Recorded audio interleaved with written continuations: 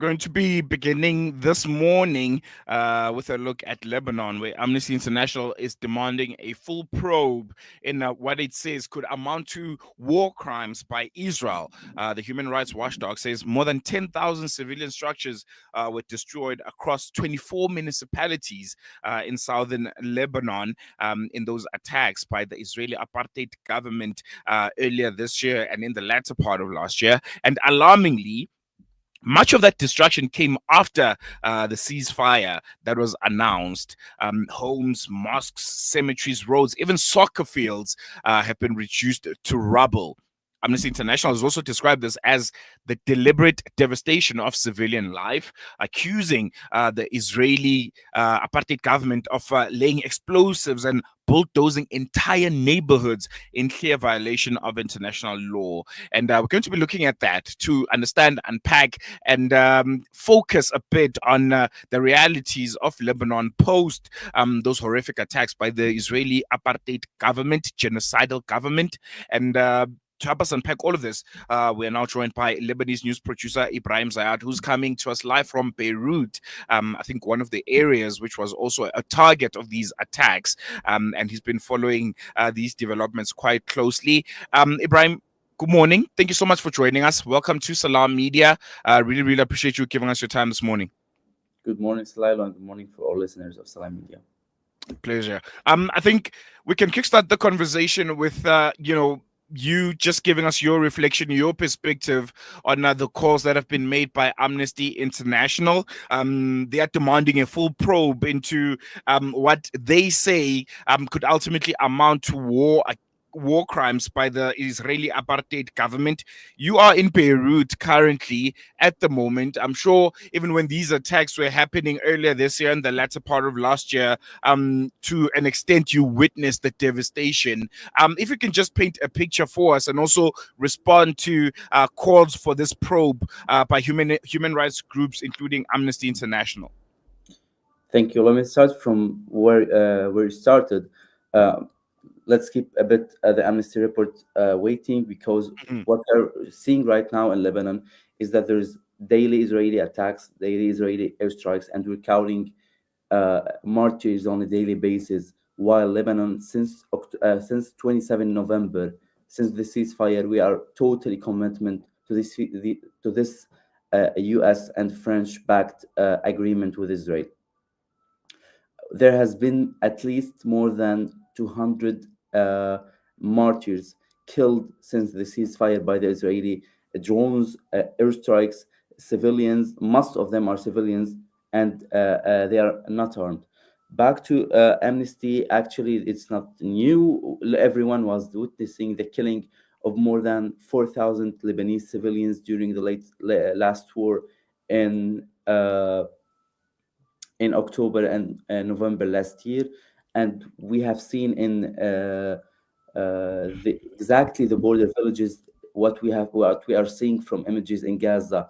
More than 30 villages completely destroyed on ground. There's no one home left. Last 10 days ago, approximately, there was also a report from Human Rights Watch about how Israel destroyed five schools, literally five schools, not even used for any armed acts. While when Israeli army entered these border villages, they used the schools as shelters. They wrote some Hebrew writings against the Lebanese civilians, and they even destroy them and damage them before they leave, before the withdrawal. So we're literally seeing the same acts that we're seeing in Gaza, and literally the whole world is being disgusted of what we are seeing by these forces, our Mm. what they call the most moral arm in the world. Mm, mm, mm. I want to touch on a point that you made, and I think it's a very, very important one.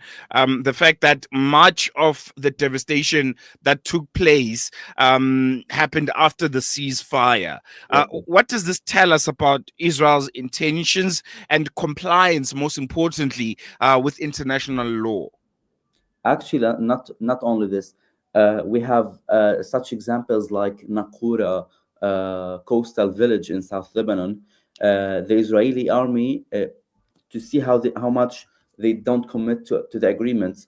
There was during the ceasefire agreement says that the Israeli army should withdraw within 60 days from the village that they controlled in South Lebanon. While what happened, for example, for Nakura, that following the hard resistance from Hezbollah during the war, they didn't enter it only after the ceasefire. And when the Israeli army entered this village, the a number of destruction raised from around 30% to more than 80% of destruction in the civilians' homes. So we have seen literally totally destroyed village, but not through the war during a ceasefire time. This is Mm, just a very simple example about what they did during the ceasefire. This also, in addition to the non-stoppable airstrikes during this period and till now. So just literally, there is no commitment to any agreement, to any respect for human rights, and also uh, there's another example that they're still controlling five spots in South Lebanon. This is the main issue right now, which Israel is doing. It's just making the political situation to find an agreement and go back to the ceasefire before it's October 2023 is making it more and more hard. mm, mm, mm.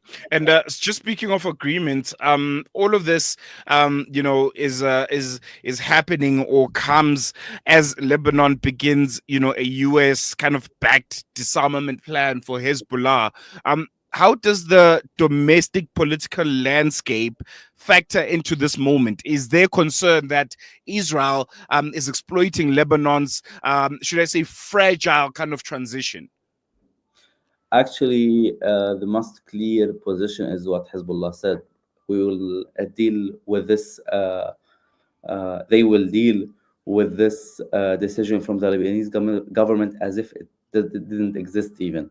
Uh, and this is the most logical position, to be honest, because the Lebanese government is literally doing what the US told them to do, and not a decision that represents the facts on ground. At the end, what the Lebanese government and the US are missing, that the Hezbollah is the most that they got the most popular votes in the last election, and this is what even the whole world is trying to avoid discussing it. Hezbollah is the party with the most reflection to the Lebanese society, and the party with the highest approvement rates in Lebanon. Mm, Back to the weapons disarmament of Hezbollah. For now, it's and we are seeing some non-realistic ideas, especially from those who are supported by the U.S. or U.S. supported act. Hezbollah will never go into a clash with the Lebanese army, and this is what they said a million times. Also, the Lebanese army sources were very clear that it's not realistic to head with the country to a civil war and uh, with a conflict to a conflict with a Lebanese, uh, one of the main Lebanese minorities, which are the Shia minorities, which are literally and totally represented by Hezbollah and their ally Amal movement. mm, mm, mm. Um, I want to talk about how difficult it has been to have the Lebanon or the Lebanese conversation right up there. The one that the whole world is currently discussing right now is obviously Gaza. But there's another front, in Lebanon, which has been going on for a very, very long time. And there's also destruction in that part of the world. From the people of Lebanon on the ground, just trying to get the world's attention on Lebanon. How difficult has that been? And does that make the people of Lebanon feel slightly isolated because of the genocide that's happening in Gaza and the whole world's focus being on that? It's a mix, to be honest, because at the same time that there had been a war in Lebanon, there was still a genocide happening in Gaza. Mm, That's what not what the people were thinking about. Really, the main issue was to reach a ceasefire, at least during the long war or the hard time of the war, the 60 days war between Hezbollah and Israel. But we know that Gaza is at least for now the priority. People respect this.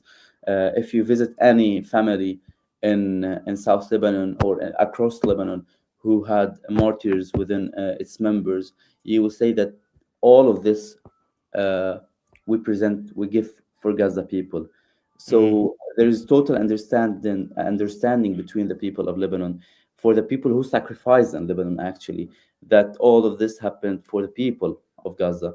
In Gaza we have more than 62,000 people killed, so we totally understand that the priority for reaching and for the global effort to be there for now.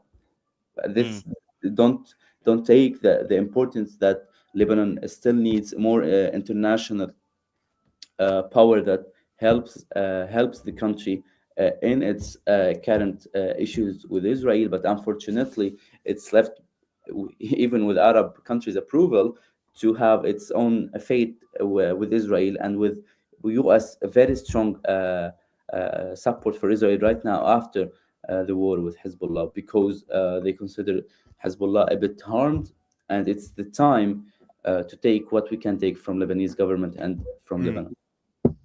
And I think that's very, very important. Just finally, before I let you go, Ibrahim, from your perspective, what do ordinary Lebanese people want at this current moment? Do they want justice? Do they want reconstruction, or just simply an end to this seemingly never-ending cycle of destruction?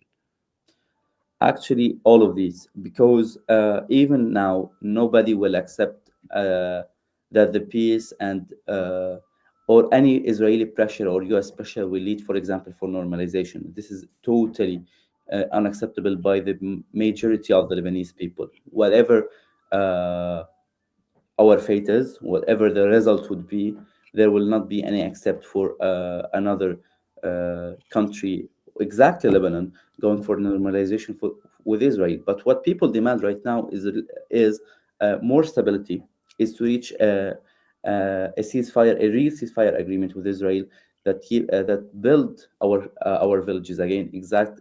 And to be exact, the border villages that Israel is still attacking every day. This is the main thing that the people are demanding, but without giving any chance for Israel to take from Lebanon any kind of normalization or so on. Hmm. No, definitely. Ibrahim, thank you so much for chatting to us. Always a pleasure. Really appreciate you giving us the time. We're going to leave it here for now, and I hope we chat soon. Thank you. Thank you so much.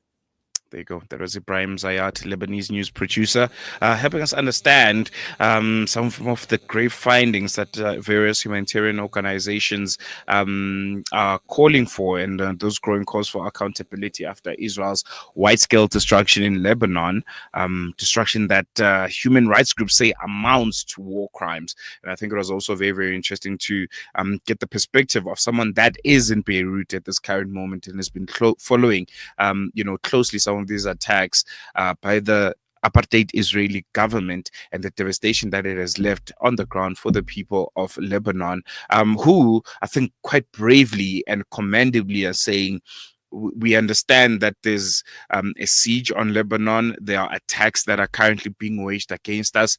But ultimately, the bigger prize, the bigger goal here is to see that the genocide in Gaza ultimately comes to an end. And maybe, just maybe, right now, the house that deserves a bit more attention than we do is the house in Gaza. So I think very, very commendable. And I think we'll be following the story quite closely, because I think Lebanon is one of the countries that are in the front lines of the genocide in Gaza. And they are very well and within it. And there needs to be a bit more focus on Lebanon and what's happening in that part of the world than we currently are doing. So yeah, we're going to take a quick break. News and views will continue after this.